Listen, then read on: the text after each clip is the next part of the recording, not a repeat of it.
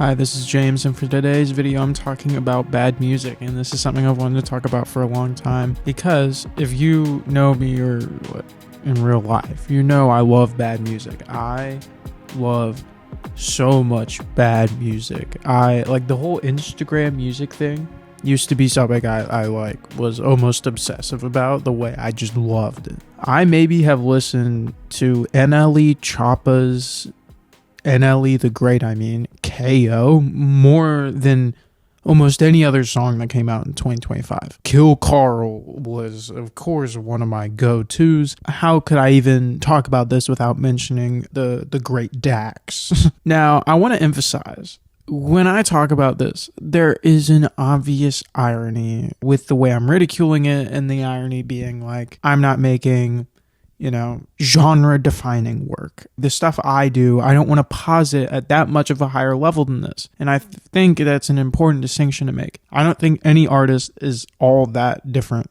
than the artists that I consider to make bad music. I have fun laughing at a lot of this work because of the fact that there's almost a sort of relatability in like the ideas that you have and then immediately scrap like someone following through. And there's something so funny about that. The idea of like settling on the first idea and never questioning it, and having that lack of hesitancy while simultaneously the most ambition, it creates the perfect mix. To me, it's hilarious. The problem is I only like watch that stuff or listen to it as a joke. There's a sort of joke element to it. But I was watching a recent Hive Mind videos, like their worst songs bracket, and they talked about a song by Say Anything called Wow, I Can Be Sexual Too. It's not a good song.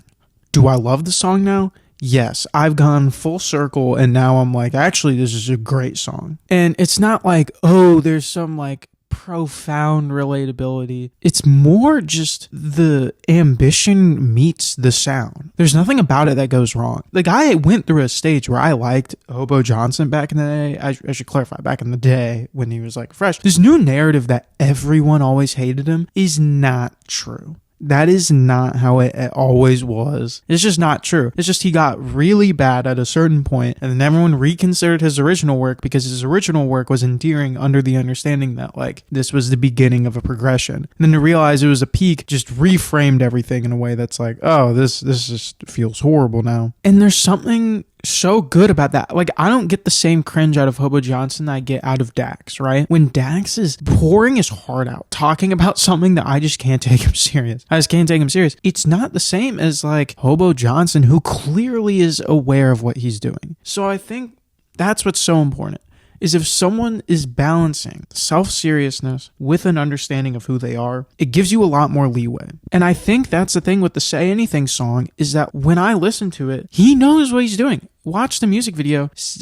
What's his name? Max Bemis, I think is his name. He knows what he's doing. Like, he's playing into it. He knows it's like a dorky song about like his life. There's a reason why a song like 1 Week by the Bare Naked Ladies is like a fun song. Even though it's like far from perfect, it's still self-aware, so it kind of gets a big pass. Another thing I've been considering, because I recently re-listened to the song A Hot Dog from the Limp Bizkit album Chocolate Starfish and the Hot Dog Flavored Water, and the song is so fun. The message is stupid. Everything about it is stupid. The way it's a diss towards Trent Reznor is absurd, and doing a parody of the Closer chorus is insane. The whole thing is insane. When you really think about it, it's so insane that it even came out. And to clarify, 9 Inch Nails is one of my favorite like groups, I guess. Trent Reznor is one of my favorite like artists. I truly believe what he was able to do by adding a layer of accessibility into industrial dance music was so revolutionary and changed the way I think about producing. Is Hot Dog not like a great diss track? It kind of is, because he basically, what he does is he's like, look, you take yourself so serious, but you'll never be as chill as I am. That's the best thing that Fred Durst could have done. And it's the same way like Drake won the Meek Mill beef, was because he was like, look,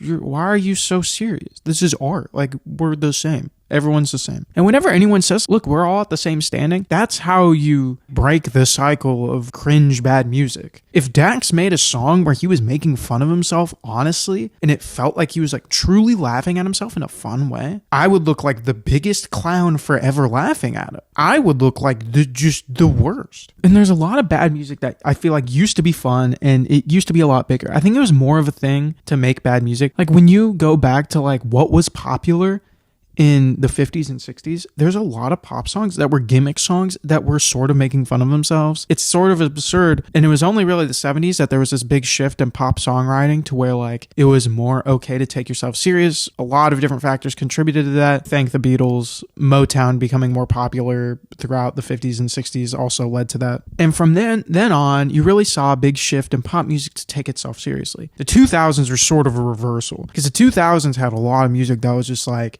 unashamedly being like, I just want to party and have fun, but in a way that was like not serious about the music. A lot of indie sleaze that was the more popular stuff was that sort of thing. I mean, like, I don't need to iterate how party rock, even though that isn't really indie sleaze in the, I guess, traditional sense, was not taking itself serious. Even some of the other pop songs, like Thong Song by Cisco, I would be shocked if that was a self-serious song. I guess like the closest was like Lil Nas X sort of balanced that line, but I think the problem that Lil Nas X had was that his hits weren't bad enough.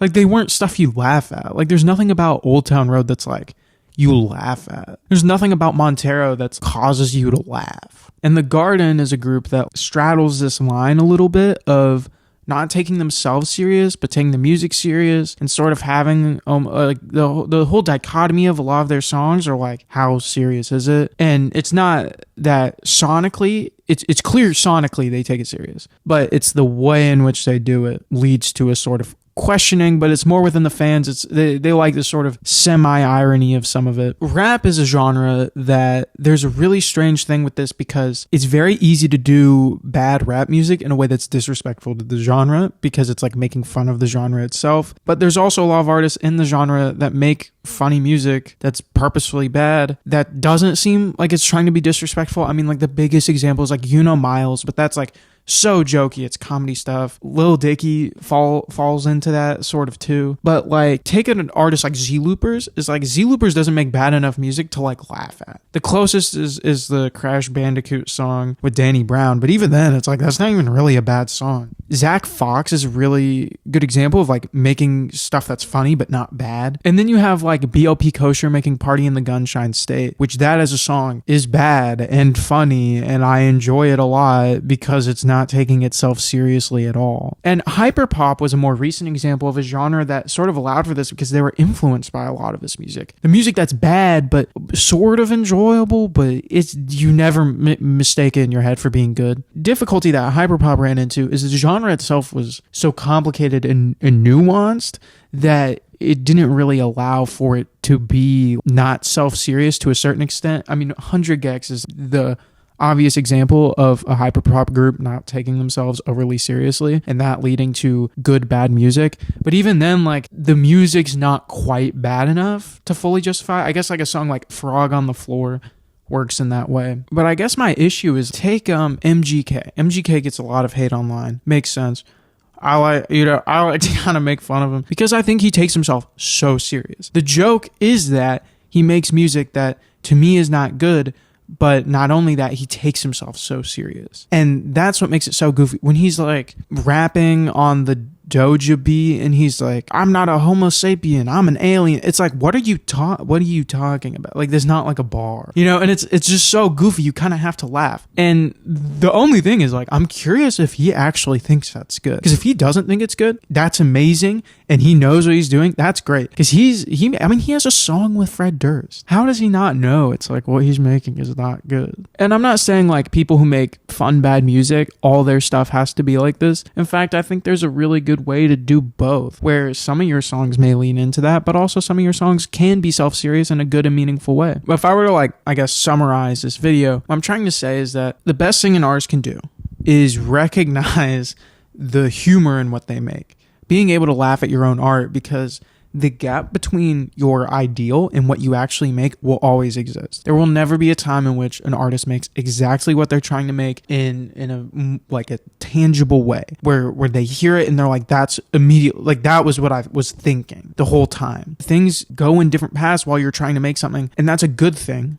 That's a good thing. So I think that kind of posits every artist at a very similar level, right? It's very difficult to argue for an inherent skill outside of technique that like that separates you from any artist, right? Like, I guess maybe besides innovation or critical praise, but even then, if you ask most people who make great work if that's how they define themselves by those characteristics, they would probably say no. When reading Steppenwolf, there's the way that like certain composers, I actually forget which one it is, talks about his work, is he kind of demeans it. The way he describes it is like it was not profound at the time. It has only gained that characteristic through time and through assumed intent. If any of these artists show they're able to laugh at themselves, it totally changes it. That's why I think something like Party Rock aged well in the grand scheme of things, because it's like, yeah, they knew what they were doing at the time. It was intentional, and it was just meant for the purpose of having fun and being able to laugh at it because it's absurd. They leaned into the absurdity. An artist like Dax is not leaning into the absurdity. It's so self-serious, it just makes you question all of it, because it's like, is this really how you express yourself? Like,